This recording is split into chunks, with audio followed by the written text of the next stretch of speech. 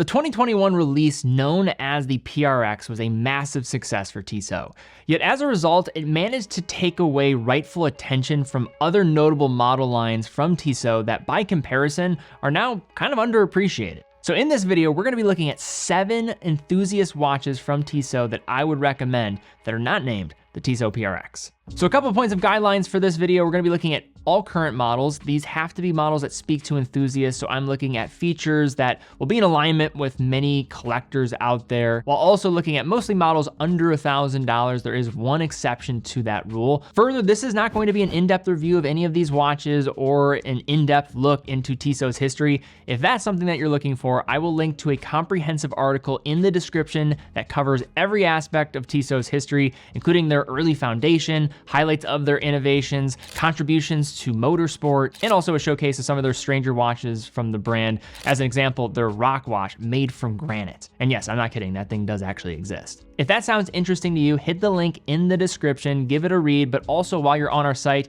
check out some of the other articles that we're releasing. We're actually releasing daily articles now on our website. So if you wanna get up-to-date buying guides, new releases around the industry, hands-on reviews, and a lot more, be sure to be a subscriber there. So to kick things off, we look at a retro-inspired watch. This is known as the 1938 COSC. So this is a 3-hand model. It builds off of the chronograph version that we saw previously with the telemeter. This now takes it, moves it down to a 38mm case, a 3-hand variety, while also making it one of the most attainable Swiss chronometers. You have a variety of different dial colors to choose from. Originally at the release, you had a salmon dial as well as a black dial with gilt accents. You're talking 39mm for its case size, 11.3mm in thickness, lug to lug of 46.4mm. Water resistance, middle of the road. It is more of this dress style watch, but still getting 50 meters. And then on the inside, an ETA 2824-2, this being a COSC certified version. This was released in 2023, but it's evocative of decades prior. Regardless of what dial color you choose from, you now also have a new white silver dial with blue dial accents for those numerals. This was just released a few weeks ago. And then one of my favorite features of this watch is the throwback Tissot logo. Looks absolutely amazing, and I wish this logo style would show itself more often.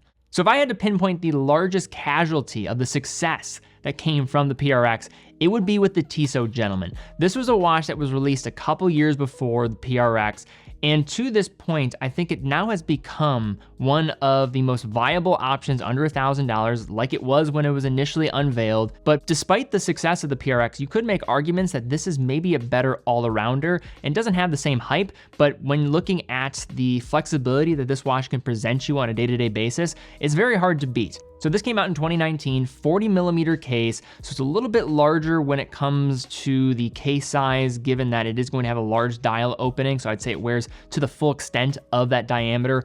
48.6mm lug to lug, reasonable thickness of 11.6mm. But let's talk about some of the takeaways here that I think are noteworthy with the Gentleman. Number one, 100 meters of water resistance. So you get the everyday viability despite this looking more dress oriented.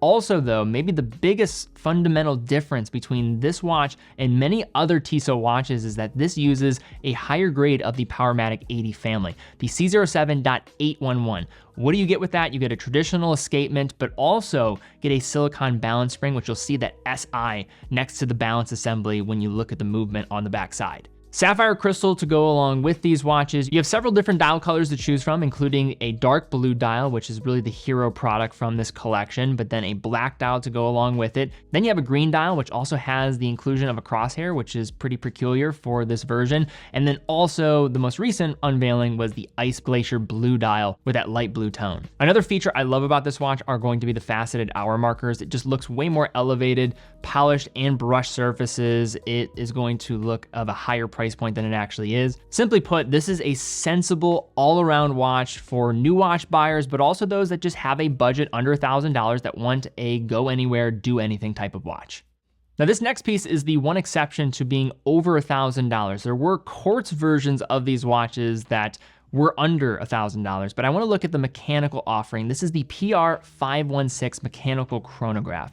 So this looks back to the mid 20th century with a classic 1960s design, now with updated dimensions. So this is taking a lot of that motorsport inspiration and history that Tissot has, but then they've nailed this retro brief with the details, including the pops of orange. You also have that powder blue that's also making its way onto the dial, and that jet black backdrop that just works pretty cohesively with the design. Another feature I like about this watch is you have a dual bezel scale. You have a 15 base pulsation scale in white, and then you also have a black tachometer scale. This retails under $2,000, so for a Swiss integrated chronograph movement on the inside, that is at the entry door for pricing that you're going to look at across the industry. 41mm case diameter, but a 49mm lug to lug, making this wear pretty true to size, if not slightly smaller. 14mm in thickness, so shaving a little bit off from the total case height compared to some of the automatic versions that are using a Valjoux base. And this does come with 100 meters of water resistance, sapphire crystal, and the history is absolutely there. I love the design style, kind of underappreciated. So this next watch is going to be a little bit funky, and probably the funkiest of the bunch that we're going to see in this entire video. This is the Sideral. So why I want to talk about the Sideral, a couple things. One is just going to be the dial and how different it is, but also the case material being an anomaly for this price range and where it sits. So this is based off of historic regatta reference from the brand, but it trades the fiberglass of the original vintage case for a more modern material with forged carbon. The swirled carbon gives a very unique look while reducing the weight of the case when you put it on. And despite its considerable presence, it also wears very well on the wrist because it does have a compact lug to lug distance. You'll notice with some of the different colorways, there'll be this infusion of the colorway into the forged carbon itself. It's not on every single model, but this is a subtle detail that might get lost on certain people if they're just looking at these for the first time. Also, the straps are ridiculously comfortable. You have a 41mm case, it doesn't wear anywhere near that diameter with that lug to lug of 46.4mm, has more of this lugless style of design. 14.6mm in thickness, some of that coming as a byproduct of the case itself and its construction, but also being 300 meters of water resistance. This does use the Powermatic C07.111 on the inside. There's a lot of questions about this movement. Does it use synthetic parts? What's the difference? What are the considerations? You'll see this used in many different Tissot watches. Now let's talk through some of the pros. One is that it's going to have lower energy consumption for that escapement, so it's lighter weight. Also, it's non-ferromagnetic, meaning that you are going to have way more resistance to magnetic fields. It's also going to be more stable in its transition of energy under magnetic fields. Further, this is going to simplify manufacturing. You have less parts that are going to be needed. There aren't any pallets that need to also be adjusted, which does come with the trade-off that we'll talk in a moment, and then also still delivering high precision as an end result. Some of the trade-offs, though, is mostly going to be the romantic perception of not having traditional metallic parts. You're also not going to be able to polish any of these components with the escapement wheel as well as the anchor. And then one final point is that because the anchor is a single piece, you don't have the same adjustability with those pallets. I just wanted to talk through some of the considerations when looking at the C07.111 because I know there's a lot of discussion around it and what should you be thinking about, what are the pros and cons in looking at it. Now moving along, we look at a sub-collection within a familiar collection that is the Seastar family. Here, the 40mm Seastar 1000. So the 1000 is a long-established collection within Tissot's family. This is their Swiss mechanical entry-level dive watch, under $1,000. If you recall some of the other variations, you also had the 2000 series, which was much larger, but also just the base 1000, still a larger case compared to some of the other dive watches in this category, and it wore to the full extent of that diameter. In this new version, you have a 40mm diameter, very compact lug to lug of 46mm. So filling in that void that Tissot was neglecting of not having more of this mid-sized dive watch in their arsenal. 300 meters of water resistance, reasonable thickness of 12.5mm, especially considering that water resistance is that healthy, and a sapphire crystal on top. On the inside, you have the Powermatic 80 under the hood. You also have this line dial textured surface, which I think looks phenomenal on that teal blue dial, especially because it's more pronounced and easy to detect visually. But one peculiar thing about this watch is it actually uses a mineral glass bezel cap rather than what might appear to be sapphire. And similar to some of the other watches that we've talked about, again, being right at that entry door of pricing for a Swiss dive watch, and like all these other genre of watches that we've been talking about, Tissot is a reoccurring name and face that you will find at many of these entry points in Swiss watchmaking. From the sports category, we move to the dress category for our next piece. This is going to be the Tissot Locle. So this is actually in reference to where the brand has their HQ to this day in the town of Locle in Switzerland. This piece is going to retail under $700. You get a 39.3 millimeter case, 9.8 millimeters in thickness, fitting the mold of dress watches, a little longer on the lug to lug for its case size at 48.2 millimeters, 30 meters of water resistance, and then a Powermatic 80 movement on the inside with sapphire crystal. The Locle is one of the key pillars of the brand, perhaps not talked about as much, but what you're getting here is more of this modern dress watch with some alluring classical details, including that attractive guilloche style pattern achieved by press, obviously, yet nevertheless is pleasing to look at. In addition, what's going along with the package are leaf style hands and Roman numerals that are going to be raised from the dial with a pretty interesting case back when you turn it around. And then for the final watch here, this is a sleeper that I don't think enough people talk about, and part of the reason probably why is because it does have an intimidating name.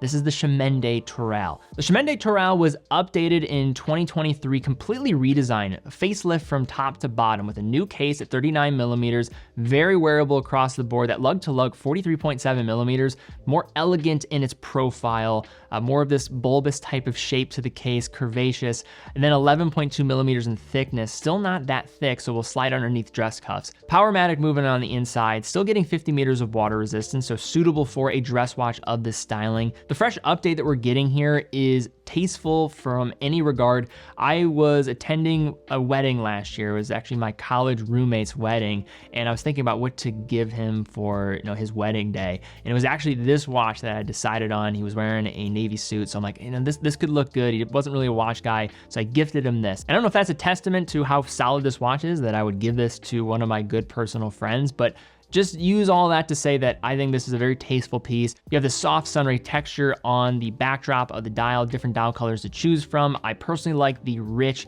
vivid blue that this one comes with. And then another feature that I love about this, faceted markers, but in addition, the handset and how they're finished. You have a centerline facet, one side being blasted and the other side being polished. This is the technique you'll see on the high end of watchmaking. For example, Vacheron with their Tradition-Al line, but this is gonna come at a much more approachable budget.